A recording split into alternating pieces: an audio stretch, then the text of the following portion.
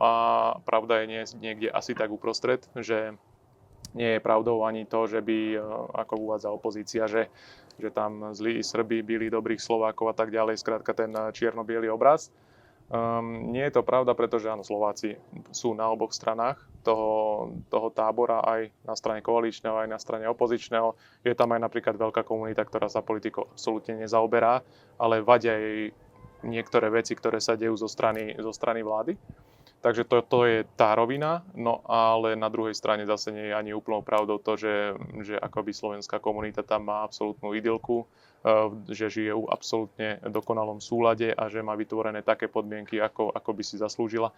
Podľa mňa si zaslúži oveľa viac, či už z hľadiska financií, alebo z hľadiska nejakého spojenia s domovskou krajinou, alebo vôbec záujmu domovskej krajiny o túto komunitu. Je to trošku logické, že politici sa príliš nezaoberajú touto otázkou, lebo sú to zväčša ľudia, 80-90% ľudí má srbské občianstvo, teda nemôže voliť, nie sú to voliči. Teda nie je o nich až taký záujem, ako by mal byť.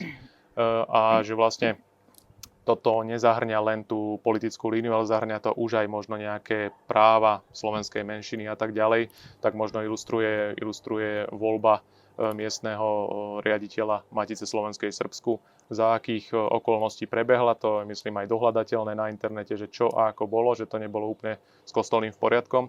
Takže myslím, že mali by sme sa viacej zaoberať aj zo strany vlastne vládnych orgánov, že nenechať to úplne v rovine, že nič sa nedeje, sú to len nejakí zlí progresívci, ktorí chcú zhodiť srbskú vládu. Nie je to tak. Strana typu Progresívne Slovensko by v Srbsku nemala ani 2%. Tam je taký typ opozície. Takže mal by tam byť určite väčší záujem aj na nejakej ľudskej báze, aj na báze tej administratívnej, že skrátka vláda má záujem, že podporuje túto menšinu, lebo táto slovenská komunita je tam už 300 ročia a to je už niečo, keď 300 ročia si dokážete zachovávať svoj jazyk, svoje tradície, držať sa svojich koreňov a stále vlastne zveľaďovať to slovenské dedičstvo.